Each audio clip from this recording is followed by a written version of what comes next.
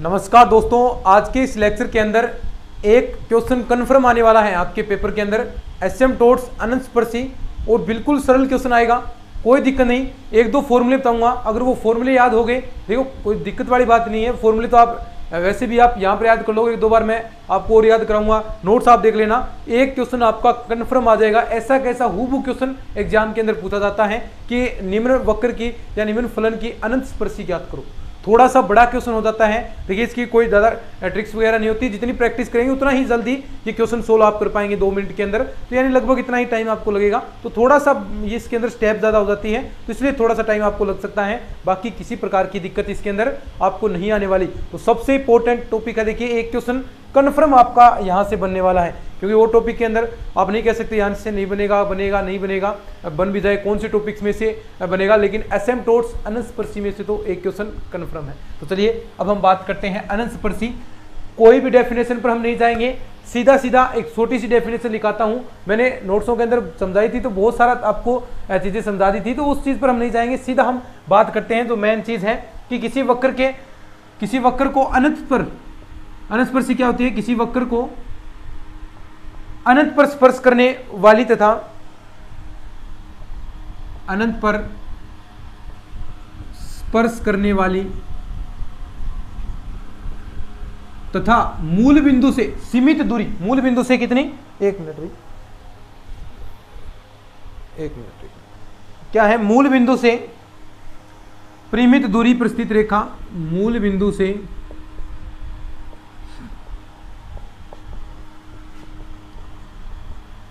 परिमित दूरी पर स्थित रेखा, दूरी पर स्थित रेखा, सीधी सी डेफिनेशन है, नॉर्मल सी, अनंतस्पर्शी रेखा कहलाती है। अनंतस्पर्शी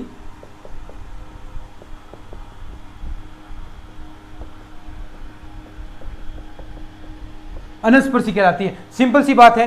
कोई देखिए, यानी एक तो वक्र को अनस्पर्श स्पर्श करने वाली, देखो इस प्रकार, और मूल बिंदु से परिमित दूरी, अब यहां से ये रेखा इस प्रकार गई है, देखो ये तो अनंत पर स्पर्श करेगी वक्र को, और यहां से मूल बिंदु से परिमित दूरी से, देखो ये क्या है, फाइनाइट दूरी आपकी, परिमित दूरी है, तो यानी ये आपकी क्या होगी, अनस्पर्शी हो जाएगी।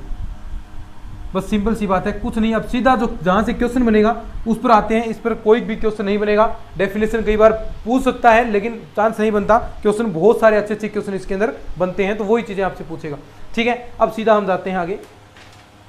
अक्षों के समांतर अनंतस्पर्शी। अब कैसे आप ज्ञात करेंगे अक्षों के समांतर अनंतस्पर्शी? अक्षों के समांतर अनंतस्पर्शी,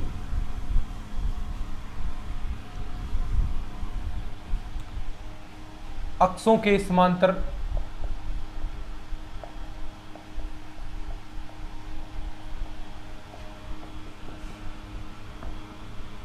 अक्षों के समांतर अनंतस्पर्शी।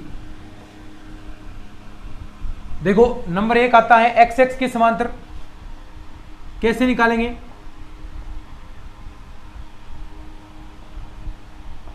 ठीक है, कैसे निकालेंगे एक्स एक्स की समांतर? देखिए कोई भी आपको फंक्शन दे रखा है, ठीक है, उसमें जो x की उच्चतम घात है, अभी हम क्वेश्चन करेंगे, x की उच्चतम घात का गुणांक अगर अचर नहीं है, अचर नहीं होना चाहिए, कांस्टेंट नहीं होना चाहिए, यानी चर के रूप में होना चाहिए। अगर अचर नहीं है तो उसे हम 0 के बराबर रखेंगे, और वहां से आपको अनस्पर्शी मिल जाएगी। अगर वो काल्पनिक राशि आती है तो उसकी काल्पनिक हो जाएगी, क्योंकि जरूरी थोड़ी ना है कि वो आपको प्लस में ही मिले, आयोटा के अंदर मिल जाएगी तो काल्पनिक हो जाएगी। तो वो इस प्रकार से मौजूद नहीं होती कि उसकी काल्पनिक अनस्पर्शी होगी, वो काउंट भी नहीं की जाती। तो यानी एक्स एक्स के समांतर क्या करेंगे, एक्स की उच्चतम घात देखेंगे पहले तो, यानी कितनी एक्स क्यूब आ रहा है, तो एक्स क्यूब वाले सभी पदों को एक जगह रख लेंगे। फिर उनका गुणांक देखेंगे, गुणांक को हम 0 के बराबर रख देंगे, तो जो चीज आएगी वो क्या होगी, एक्स एक्स के समांतर अनस्पर्शी। तो ये लाइन भी आप लिख सकते हैं, और फिर एक क्वेश्चन भी हम करने वाले हैं इससे रिलेटेड। देखिए एक्स एक्स के समांतर कैसे, वक्र के समीकरण में एक्स की उच्चतम घात का गुणांक यदि अचर नहीं है, वैसे लाइन लिखने की जरूरत नहीं, सीधा हम क्वेश्चन पर आते हैं। देखिए क्वेश्चन देखिए, अगर मैंने कहा गुणांक अचर नहीं है, मैंने कहा है गुणांक अचर नहीं है तो उसकी अनस्पर्शी मौजूद होगी, लेकिन गुणांक अचर हो जाता है, ये बात आप याद रखेंगे कि अगर एक्स एक्स का गुणांक, उच्चतम घात का गुणांक, उच्चतम घात का गुणांक, ये लाइन लिख लो, उच्चतम घात का गुणांक, अगर गुणांक यदि अचर हो तो उस वक्र की अनस्पर्शी यानी उस अक्ष के समांतर मौजूद है, नहीं होगी। तो उस वक्र की हो तो एक्स एक्स के समांतर, क्योंकि एक्स एक्स ले रहे हैं एक्स की उच्चतम घात, तो एक्स एक्स के समांतर अनंत स्पर्शी उपस्थित नहीं होती, अनंत स्पर्शी अनुपस्थित होती है।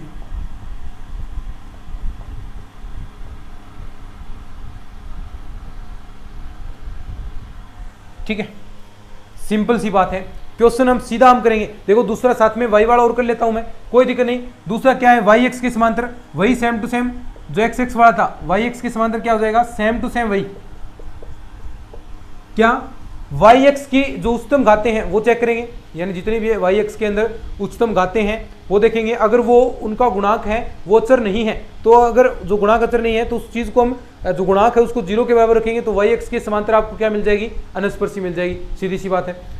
अगर वही बात अगर गुणांक अचर आ जाता है तो वही वाई एक्स के समांतर अनंत स्पर्शी नहीं होगी, सेम टू सेम यही। यदि जो वाई की उच्चतम घात है, उच्चतम घात का गुणांक अचर हो, उच्चतम घात का गुणांक क्या हो, अचर हो, गुणांक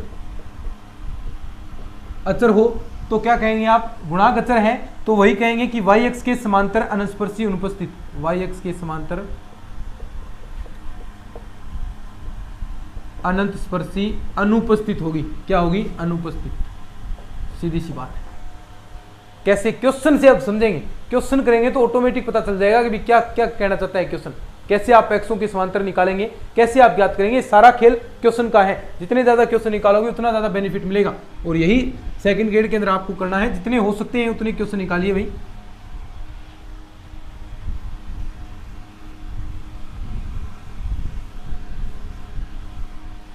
जितने हो सकते हैं उतने क्वेश्चन देखिए।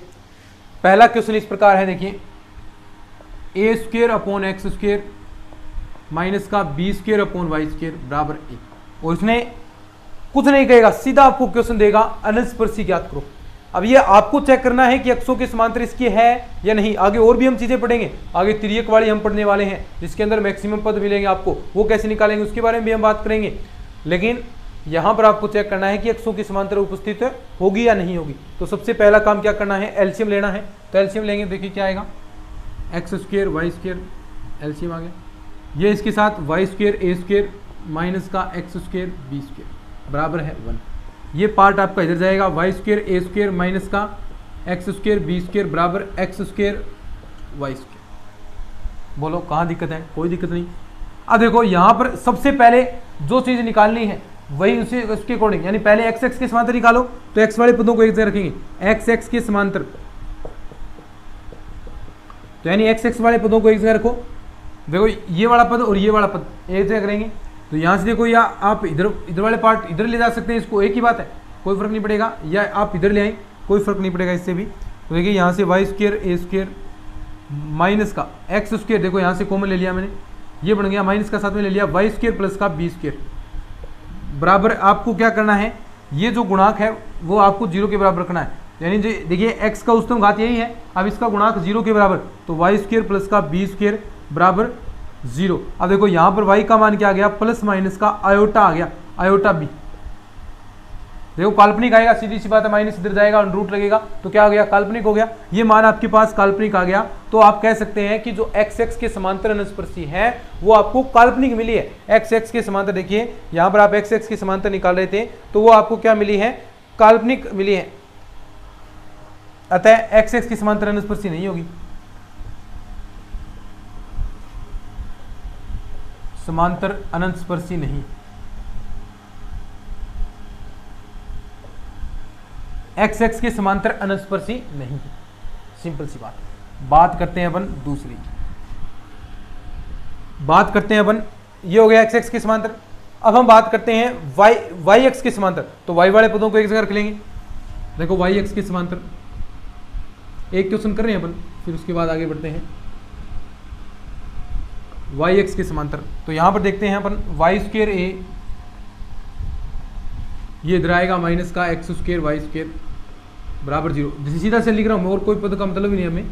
वाई स्क्वेयर यहाँ से कॉमन लेंगे, ए स्क्वेयर माइनस का एक्स स्क्वेयर बराबर 0। यहाँ से देखो वाई की उच्चतम घात का गुणांक 0 के बराबर, तो ए स्क्वेयर माइनस का एक्स स्क्वेयर बराबर 0। एक्स का मान क्या आ गया, प्लस माइनस का।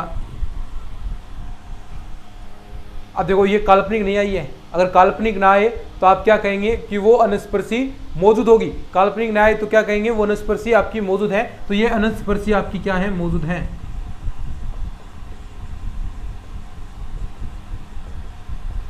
लिख लो फटाफट, बस ऐसे ही क्वेश्चन है, और भी कर सकते हैं आप, कोई दिक्कत नहीं इसके अंदर। एक्स एक्स के समांतर निकाल ली, वाई एक्स के निकाल सकते हैं, तो ऐसे ही क्वेश्चन बनते हैं। आगे हम बात करेंगे तिर्यक अनस्पर्शी, ठीक है, तिर्यक अनस्पर्शी कैसे निकालेंगे वो भी हम बात करेंगे।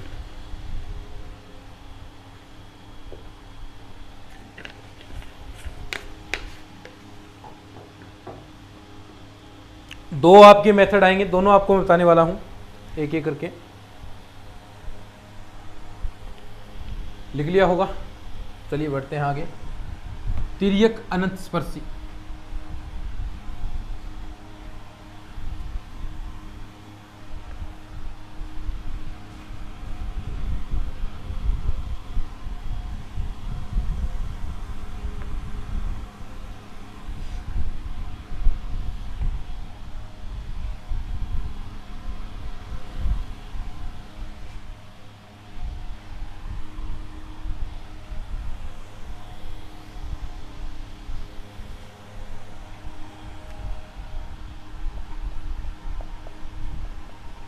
तिर्यक अनस्पर्शी,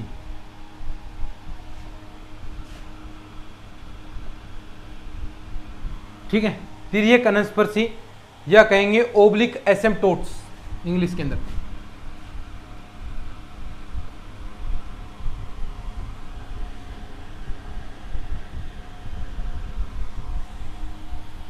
कुछ नहीं है, सिंपल सी है। देखो जो निर्देशीय अक्षों के समांतर नहीं है वह अनस्पर्शी, जो निर्देशीय अक्षों के समांतर नहीं है क्या कहलाएगी, तिर्यक अनस्पर्शी। अनस्पर्शी तो है लेकिन निर्देशीय अक्षों के समांतर नहीं, वह अनस्पर्शी, अनस्पर्शी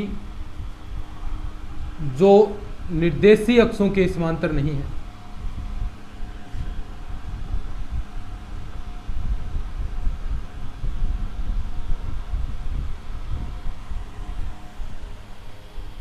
क्या कहलाएगी, तिर्यक अनस्पर्शी कहलाएगी। सिंपल सी बात है। अब सीधा देखिए यहां पर एक मेथड आता है, फर्स्ट मेथड, कैसा क्वेश्चन मिलेगा वो भी हम बात करेंगे। सीधा डायरेक्ट मैं क्वेश्चन से आऊंगा, सीधा क्वेश्चन पर आऊंगा। दो मेथड बताऊंगा, दोनों में से कोई सा मेथड यूज कर सकते हैं आप। फर्स्ट मेथड देखिए, फर्स्ट मेथड के अंदर देखिए सबसे पहला काम आप क्या करेंगे, जो समीकरण दी गई है, जो भी आपको समीकरण दी गई है उसके अंदर आप y बराबर mx प्लस c रखेंगे, ठीक है। पहला काम यही करना है। अनस्पर्शी ज्ञात करने के लिए आपको दो चीजें निकालनी होती है, एक तो m का मान, एक c का मान। ये दोनों मान निकालकर आप समीकरण मिला लेंगे y बराबर mx प्लस c से। देखो आपके पास अनस्पर्शी आ जाएगी, m का मान रख देंगे, c का मान रख देंगे। तो सबसे पहला काम क्या करना है, y की जगह mx प्लस c रखना है। अब देखो y की जगह रखा तो सारा जो आपका क्वेश्चन है वो किस रूप में कन्वर्ट हो गया, x की पावर के रूप में। देखो सारे x की घात में कन्वर्ट हो जाएंगे। अब यहां पर क्या करना है, जो x की उच्चतम घात है, x की उच्चतम घात, x की उच्चतम घात को अवरोही क्रम में लिखना है। आरोही क्रम में लिखकर, अवरोही क्रम में लिखेंगे और x बराबर 1 मान लो, या उनके गुणांकों को, जो x की उच्चतम घात है उसके गुणांकों को आपको 0 के बराबर रखकर m के मान निकालने हैं। ये मैंने पहले बताया था, m के मान आपको निकालने हैं। m का मान आ गया, दूसरा क्या निकालना है, c का। अब c का कैसे निकलेगा, जो x की उच्चतम घात है ये रही, अब इससे एक घात कम, यानी ये तो n थी, अब इससे n-1 वाले पद आपको देखने हैं, n-1 वाले पद देखने हैं, उनको एक जगह इकट्ठा करना है, वहां पर m के मान रखने हैं और वहां से c का मान आ जाएगा। अब ये क्वेश्चन कराऊंगा तो ऑटोमेटिक पता चल जाएगा, वहां से तो आपको c का मान मिल जाएगा, कोई दिक्कत नहीं। y बराबर mx प्लस c रखेंगे, कोई फर्क नहीं, रख देंगे। फिर x की उच्चतम घात, जितनी भी उच्चतम घात बननी है 3 की पावर होनी है, तो 3 वाले सभी गुणांकों को एक जगह लिख लेंगे। वो लिखने के बाद उन्हें 0 के बराबर रख देंगे, वहां से आपको m के मान मिल जाएंगे, जितने भी 3 है तो 3 मान मिल जाएंगे। अब c के मान निकालें, c के लिए जो x की उच्चतम घात था उससे एक कम, यानी x क्यूब था, अब x स्क्वायर वाले पद देखेंगे, वहां पर हम m के मान रखते जाएंगे और c के मान आपको प्राप्त होते जाएंगे। बस कितना सिंपल काम है, बोलो, बहुत सिंपल काम है। देखो क्वेश्चन करेंगे तो ऑटोमेटिक आपको पता चल जाएगा। लिख लिया क्या इसको, बस ये फर्स्ट मेथड इतना ही है और कुछ नहीं है। फिर y बराबर mx प्लस c हम प्राप्त कर लेंगे। चलिए बात करते हैं अपना क्वेश्चन पर सीधा। क्वेश्चन थोड़े से लेंथी हो जाएंगे, समझाने में मुझे 5-7 मिनट लगेगी, देखना 5-7 मिनट, ज़्यादा भी लग जाए टाइम, लेकिन करेंगे तो प्रैक्टिस करेंगे तो कोई दिक्कत नहीं आएगी इसके अंदर। थोड़ा सा स्पीड फास्ट रखनी है। क्वेश्चन 100% अटेम्प्ट करके आना है, ये क्वेश्चन सबको करके आना है ये अनस्पर्शी का, क्योंकि सबसे इतना हार्ड नहीं आता, सबसे सरल आता है अनस्पर्शी, याद करो कर देंगे आप। और ऐसे 1-2 तरीके और भी आपको बताने वाला हूँ, 1-2 तरीके और बनते हैं क्वेश्चन, तो देखते ही आप बता दोगे कि इसकी अनस्पर्शी क्या होगी, है ना। ऐसे 1-2 तरीके और हम बात करेंगे। चलिए आगे बढ़ते हैं। क्वेश्चन लिखता हूँ मैं पहले सीधा। क्वेश्चन देखिए क्या दिया है कि वक्र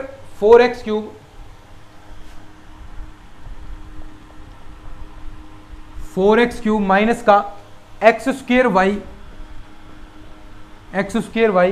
माइनस का 4xy² माइनस का 4xy² प्लस का y³ प्लस का 3x² प्लस का 2xy माइनस y² प्लस का 2xy माइनस का y² माइनस का 7 बराबर 0 की अनंत स्पर्शी ज्ञात करो, कि अनंत स्पर्शी ज्ञात करो। अब देखो ऐसा क्वेश्चन है, ये आप उससे तो नहीं कर सकते, कौन सा जो अक्षों के समांतर था उससे तो आप नहीं कर सकते इस क्वेश्चन को, सीधी सी बात है, नहीं कर सकते आप। देखिए होगा ही नहीं, अनस्पर्शी उसके अक्षों के समांतर होगी नहीं, क्योंकि x की उच्चतम घात के गुणांक को देखिए 0 के बराबर के कांस्टेंट है सारे, उपस्थिति नहीं अक्षों के समांतर, तो ऐसा चेक करना अक्षों के समांतर है ही नहीं, तो आप कैसे ज्ञात करोगे, तो ये अक्षों के समांतर नहीं है। अब हमें लगाना है तिर्यक वाला। पहला मेथड मैंने बताया है कि y बराबर mx प्लस सी आपको यूज करना है, y बराबर mx प्लस सी सबसे पहला काम। तो y की जगह जहां भी y है वहां पर mx प्लस सी लिख दो, और जो x की उच्चतम घात है उसे एक जगह लिख लो। x की उच्चतम घात वाले पद आएंगे उन्हें एक जगह लिखते हैं अपन, ठीक है। देखो 4x³ तो ऐसा कैसा माइनस का, ये 3 घात वाला, ये 3 घात वाला, ये 3 घात वाला, इतना ही है ना, बस माइनस का x², y की जगह mx प्लस सी, ठीक बात। माइनस का एक क्वेश्चन बेहतरीन तरीके से समझाऊंगा मैं, बिल्कुल टाइम लेकर। माइनस 4x y² की जगह mx प्लस का c की स्क्वायर, ठीक है, प्लस का y³ क्या आ जाएगा mx प्लस का c की क्यूब। बस ये 3 पावर है ना। सबसे पहला काम तो ये लेना है, दूसरा तो आपको बाद में देखना है, पहले इतना ही लेंगे अपन, ठीक है, इतना ही हम चेक करेंगे, उसके बाद जो बाकी पद बचे हैं उनको हम देखने वाले हैं। एक बार पढ़े रहने दो एक बार, ठीक है। अब देखो यहां से यहां पर जो x³ वाले गुणांक आएंगे वो आपको लिखने हैं, क्योंकि x की उच्चतम घात वाले गुणांक देखने हैं। तो देखिए जो स्क्वायर वाले हैं उनसे कोई मतलब नहीं है, जो क्यूब वाले हैं उन्हीं के गुणांक आपको देख लेने हैं, ठीक है। तो यहां देखो एक तो ये आएगा, तो यानी एक 4 आ गया यहां पर, ठीक है, माइनस का एक देखो x² यहां भी आएगा, x³ हो गया ना, देखो x³ ये हो रहा, इसके साथ अंदर गुणा कराएंगे तो mx³ हो गया माइनस का, तो यहाँ एक माइनस m भी आपका आएगा, देखो माइनस m भी आपका यहाँ पर आने वाला है। उसके बाद देखिए गुणांक ले रहे हैं x³ उच्चतम घात वाले, अब इसके बाद तो नहीं आएगा, x² का पता आएगा, इसके साथ गुणा कराएंगे कोई फर्क नहीं। माइनस 4x इसकी स्क्वायर खोलो, m² x² प्लस का c² प्लस का 2mxc, देखो किसके साथ, इसका मैं इसके साथ कराऊंगा तो 3 बन गई, देखो 3 बन गई, माइनस 4m² x³, तो x³ का गुणांक लेना है तो माइनस का 4m², ये आ गया आपके पास, और कोई मतलब नहीं है। अगर देखो ये x² के पद आ सकता है, मैक्सिमम क्यूब वाला नहीं आएगा, एक यहां से आएगा भाई, एक यहां से आएगा, यहां से क्या आएगा, देखो हम बात करते हैं a प्लस बी की क्यूब वाला formula, a³ plus b³ plus 3a² b plus 3b² है, ये फॉर्मूला हम बात करते हैं। तो सबसे पहला ही m³ आएगा, पहले देखो m³ a³ मतलब m³ x³, यहां पर ऐसा आएगा ना m³ x³, तो इसका गुणांक देखो कितना है m³, तो प्लस का m³, ये आ गया x की उच्चतम घात वाला। अब यहां से m के मान निकालने, क्या करना था, इसे 0 के बराबर रखना है, तो इसे 0 के बराबर। अब एक तरीका है यहां पर निकालने का, इसके गुणनखंड कर लो पहले, तो गुणनखंड बहुत हार्ड हो जाते हैं, या भाग विधि वाला प्रयोग करो, एक गुणनखंड आप निकाल सकते हैं। यहां पर ऐसी मान रखो जो इस समीकरण को संतुष्ट करता है, अम का ऐसा मान रखो जो इस समीकरण को संतुष्ट करता है, और ज्यादातर मान क्या आएंगे पता है, संतुष्ट करने वाले अम का मान 1 आएगा, -1 आएगा, 2 आएगा, उससे ज्यादा कुछ नहीं आता, उससे ज्यादा कुछ आता ही नहीं है। तो देखिए यहां पर हम देखते हैं, अगर अम का मान 1 रखता हूं मैं, तो देखिए 4, ये 4 से 4 कैंसिल, और एक यहाँ रखूँगा, एक से 1 कैंसिल, तो यानी अम बराबर 1 रखेंगे अपन, ठीक है। तो ये आपको गुणनखंड मिल गया। अब गुणनखंड क्या हो जाएगा, m-1 इसका गुणनखंड हो गया, इसके अंदर भाग जाएगा इसका, तो यानी आप इसके अंदर भाग देंगे तो m-1 पूरा जाएगा, क्योंकि गुणनखंड है इसका ये। तो गुणनखंड है, क्योंकि देखो m बराबर 1 रखने पर ये 0 हो रहा है, तो माइनस 1 इसका क्या हो गया, गुणनखंड हो गया। यही तो हम करते हैं, देखो गुणनखंड तोड़ते हैं, ऐसा ही तोड़ते हैं हम, इसको 0 के बराबर रखते हैं तो m बराबर 1 आ गया। तो वही चीज़ तो है, गुणनखंड में तो बनाया है मैंने, वही चीज़ कन्वर्ट की है ना। चीज़ें समझ रहे होंगे, इतना चीज़ें तो आती हैं, नॉर्मल है। देखो इससे थोड़ा सा वही क्रम में एम क्यूब लिख देता हूँ मैं, -4m² माइनस का m प्लस का। अब भाग देते हैं, थोड़ा सा लेंथी प्रोसेस है, थोड़ी सी लेंथी प्रोसेस है, लेकिन 2-3 बार प्रैक्टिस करेंगे ऐसे क्वेश्चन निकाल लोगे तो कोई लेंथ ही नहीं लगेगा, 2 या 2.5 मिनट के अंदर आराम से कर दोगे। ठीक है, मैं समझा रहा हूँ इसलिए टाइम लगेगा भाई। देखो m², तो नीचे क्या आएगा m³। ये भाग देने आते हैं ना, देखो ये चीज़ें भाई अब मैं सिखा नहीं सकता ये चीज़ें आपको, अब ये चीज़ें मैं नहीं सिखा सकता, क्योंकि ये चीज़ें आपको उस टाइम सीखनी चाहिए थी जिस टाइम आप सीखना आपके लिए ज़रूरी था। तो उस टाइम आपने सीख चुके हैं, 10वीं के अंदर ये चीज़ें आती हैं, तो वहाँ पर आप सीख चुके हैं। तो ये चीज़ें नॉर्मल है, ये चीज़ें नहीं सिखाई जाती। हम अनस्पर्शी निकालना सीख रहे हैं, तो ये मैं उम्मीद करता हूँ कि ये चीज़ें आपको आती हैं, भाग देना। अब भाग देना नहीं आता तो आप ये चीज़ पॉसिबल नहीं है कि अनस्पर्शी आप निकाल पाएंगे, कोई तरीका नहीं है ऐसा। तो ये चीज़ मैं अब इस क्लास के अंदर तो ये नहीं सिखा सकता कि आप ऐसे भाग देंगे, ऐसे भाग देंगे, तो मैं यहाँ में डायरेक्ट बता सकता हूँ कि इस प्रकार हो रहा है ये चीज़ें। तो थोड़ा सा इन चीज़ों को भी थोड़ा सा आप ध्यान से देखेंगे तो चीज़ें आ रही हैं आपको। m³, बाकी कोई चिंता की बात नहीं है, -m²। अब देखो क्या करते हैं, चिन्ह बदलते हैं, चिन्ह बदलेंगे, ये कैंसिल हो गया, यहाँ कितना बचेगा प्लस का, देखो माइनस का 3m², ये प्लस हो गया, यहाँ कितना बचा माइनस का 3m², तो माइनस का 3m², बाकी सारे सेम टू सेम उतार दो।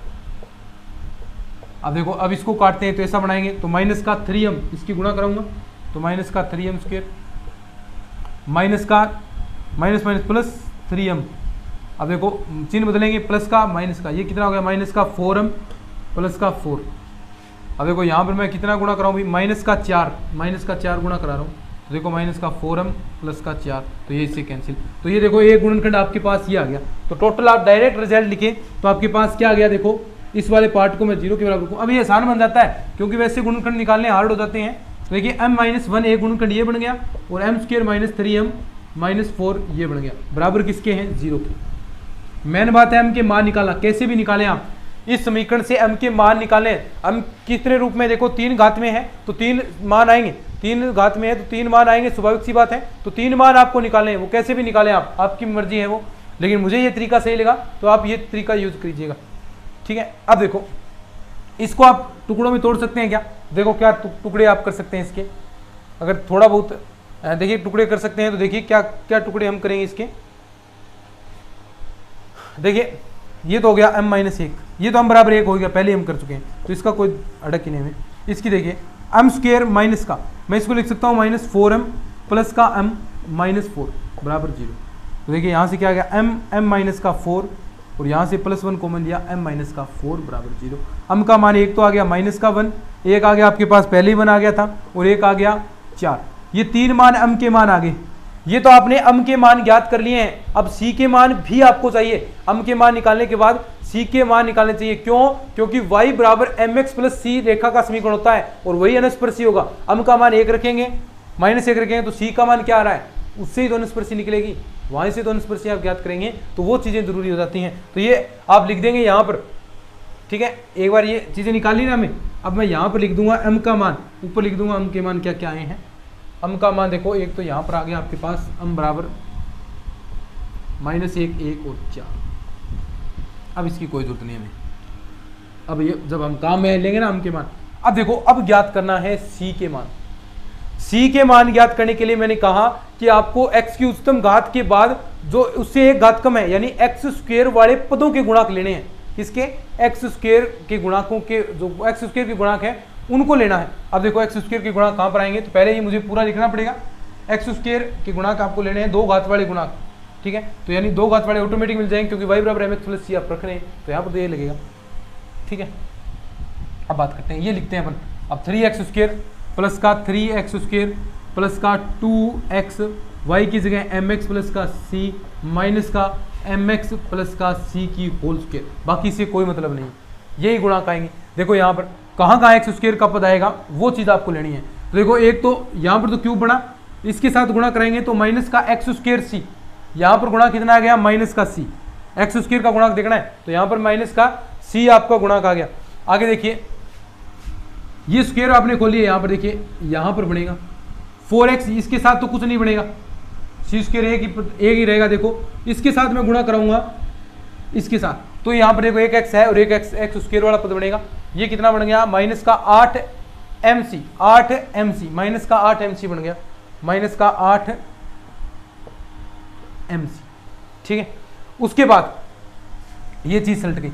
अब क्यूब वाला फॉर्मूला सबको पता है, क्यूब वाला फॉर्मूला पता है। देखो m क्यूब आएगा तो x क्यूब वाला आ गया, a cube b cube plus 3a square b, 3a square b, वहां पर स्क्वायर बनेंगे देखो 3m स्क्वायर x स्क्वायर और साथ में ये c, 3 देखो एक स्टेप ऐसा आएगा यहाँ पर 3m स्क्वायर x स्क्वायर और c, 3a स्क्वायर b वाला वो चीज लगाइए 3a स्क्वायर b। तो यहाँ पर देखिए गुणांक देखिए कितना है 3m स्क्वायर c प्लस का 3m स्क्वायर c, ये गुणा किया गया आपके पास। नेक्स्ट स्टेप देखते हैं अपन क्या आएगा। नेक्स्ट देखिए एक्स स्क्वायर का ये रहा प्लस 3 गुणा, यहाँ देखो एक यहाँ भी बनेगा तो यहाँ आ गया प्लस का 2m, यहाँ भी बनेगा, यहाँ क्या आएगा माइनस का m स्क्वायर। बोलो यही तो है, यही चीजें तो है। अब देखो इस वाले पार्ट को आप 0 के बराबर रखेंगे, इस वाले पार्ट को आप 0 के बराबर रखेंगे।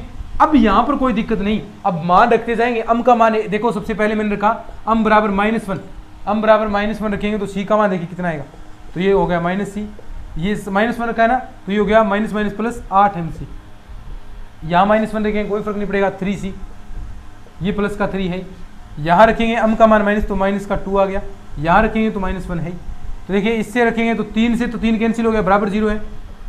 अब देखो 3c, अब देखो कितने सी हो, m का मान तो याद रखा था ना हमने, रखा तो था 8c, देखो 8c ये हो गया 7c, ये 10c, 10c बराबर 0, तो c का मान कितना आ गया 0। तो एक समीकरण तो आपके पास ऐसा आ जाएगा कि m का मान -1 ले रहे हैं तो c का मान 0। तो समीकरण देखिए यहां लिखता हूं मैं, पहली कंडीशन नंबर 1, एक समीकरण कि m बराबर -1 और c बराबर 0, तो y बराबर mx प्लस c से यहां से समीकरण लिखेंगे तो y का मान देखिए y है, m का मान -x, c का मान 0, तो y -x या फिर ऐसा y प्लस x बराबर 0, एक अनस पर c आ गई आपके पास। ठीक है, दूसरी वही m का मान लिखते जाएंगे अपन, यहां से c के मान आते जाएंगे। m का मान रखा मैंने 1, दूसरा देखो 1 है तो 1 रखेंगे तो माइनस का c, 1 रखेंगे तो माइनस का 8c रहेगा, यहाँ रखेंगे तो 3c रहेगा, ये 3 है, ये 2 है, ये -1 है, तो ये बच गया 4 यहाँ पर। ठीक है, 4 बच गया बराबर 0 है, 8 और 1 9, 9 में से ये घटेगा माइनस का 6c बराबर माइनस का 4, माइनस माइनस प्लस c का मान कितना आ गया 4/6 यानी 2/3, c का मान आ गया आपके पास 2/3। ठीक है, अब देखो वही सेम टू सेम दूसरा यहां लिखते हैं अपन, m बराबर 1 तो c बराबर 2/3, c बराबर कितना है 2/3, तो वही सेम टू सेम y बराबर mx प्लस c, m की जगह 1 रखेंगे और c की जगह 2/3, तो ये इधर ले जाएं या एक जगह रहने दें कोई फर्क नहीं पड़ेगा, ये आगे जो ऑप्शन दे रखा है उस हिसाब से आप चलेंगे आप। तो अब देखिए आगे m बराबर रखता हूं मैं 4, m बराबर 4 रखूंगा, m बराबर 4, तो c का मान देखेंगे तो माइनस c, 8 चौके 32 c, इसका स्क्वायर करेंगे तो 4 चौके 16 और 16 तीय 48 c, ये लो भाई प्लस का 3, यहाँ 4 2 8 माइनस का 4 चौके 16 बराबर 0, ये 8 और 3 11, 11 में से 16 घटाएंगे माइनस का 5 बच गया यहाँ पर तो। ठीक है, ये हो गया 33, 48 में से 33 घटा दो, देखो 5 यहाँ पर आपके पास 15, ठीक है 15c, 15c प्लस क्या बचेगा बराबर 5 आ गया, c का मान कितना आ गया 1/3, c का मान 1/3, और ये c का मान 1/3 कब आया है जब आपने m बराबर लिया है 4, तो ये समीकरण एक यहाँ पर आ जाएगी तीसरी, m बराबर 4 तो c का मान 1/3, तो समीकरण क्या बन जाएगा y बराबर m का मान तो 4x प्लस 1/3। ये समझे क्या बात को, मेरे ख्याल से आपको समझ में आ भी गया होगा, एक एक चीज़ मैंने अच्छे से समझाने का प्रयास किया है भाई। ये तो था पहला मेथड, थोड़ा सा लॉन्ग मेथड है, थोड़ा सा लॉन्ग मेथड है।